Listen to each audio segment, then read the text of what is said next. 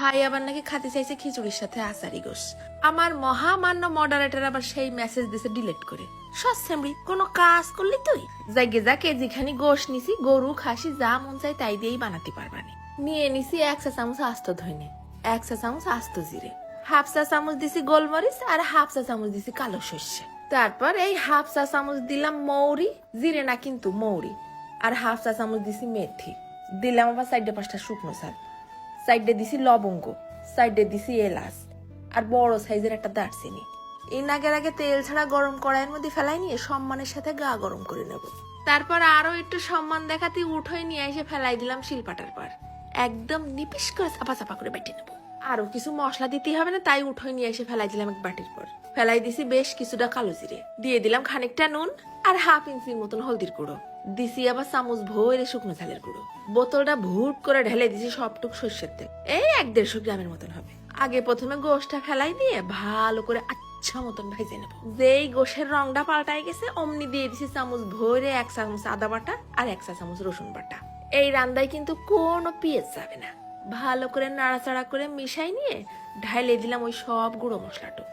নাড়তি চাড়তি মশলাটুকু গোশের সাথে একেবারে কষা কষা করে ফেলতে হবে। যেই তেল উঠা উঠা ভুনা ভুনা ভাব হয়েছে অমনি তখনই ঢেলে দেবো 2 টমাটুম বাটা।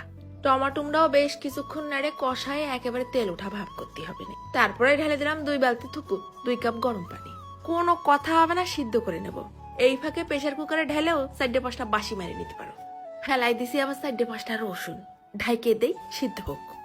যেই সব সিদ্ধ হয়ে গেছে তখন আবার দিয়ে দেবো 1 কাপ মতন টক দই। আচারি ভাব আনার জন্য একটু টক টক স্বাদ আনা লাগবে না? শেষমেশ যখন দইটাও শুকোয় একেবারে কষা কষা তেল ওঠা ওঠা ভাব হয়ে গেছে তখনই রান্না হয়ে গেছে আমার আচারি গোশ। শুধু গামলার পর ঢেলে নিয়ে গরম গরম ঝাঁপ দিয়ে আত্মহত্যা করো।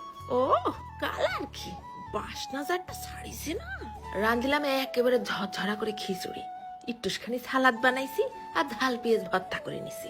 ফার্স্টে আগে রসুনটা নিয়ে একটুখানি একটা টিপ মারিলাম, ভস ভস করে কুয়াগুলো বেরোয় যাচ্ছে।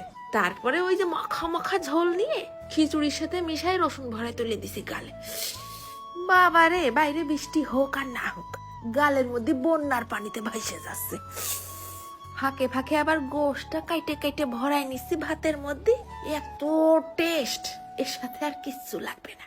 ভিআইপি একটা আচারি আচারি ঘিরান আসতেছে আর মশলাটা হালকা টক টক ভুনা ভুনা ভাব। তবে এই আচারি গোশটা কিন্তু শুধু খিচুড়ি না, সাদা ভাতের সাথেও জম্মের টেস্ট লাগবে। আর রুটি পরোটার সাথে তো ও আর কথা বলতে পারতেছি না। ফাঁকে ফাঁকে একটু সালাদ নিয়ে ঝাল ভর্তা দিয়েও খাইয়ে দেখলাম, কোনো স্বাদ পাচ্ছি না, শুধু গোশের ঘেরান আসতেছে। ঝালও হয়েছে সেই আকারে, একদম টাকরা পর্যন্ত চোখ জ্বলতেছে। নিয়ে তো নিছি বড় একখান 5 থুকু নল্লি, কিন্তু এর মধ্যে থাকা মাল মশলা নাকি এক সময় ছিল ক্যালসিয়াম, এখন হয়ে গেছে চর্বি। থাক, আমার অত উপকারের দরকার নেই। গাডা কামড়াই কামড়াই খাই আর ভিতরের টুক দিয়ে আসি ওলকপির গালে। ও তা শুক্রবার আছে আজকেই হয়ে যাক দুপুর বেলা খিচুড়ির সাথে আচারি গোশ। চলে গেলাম, ধন্যবাদ।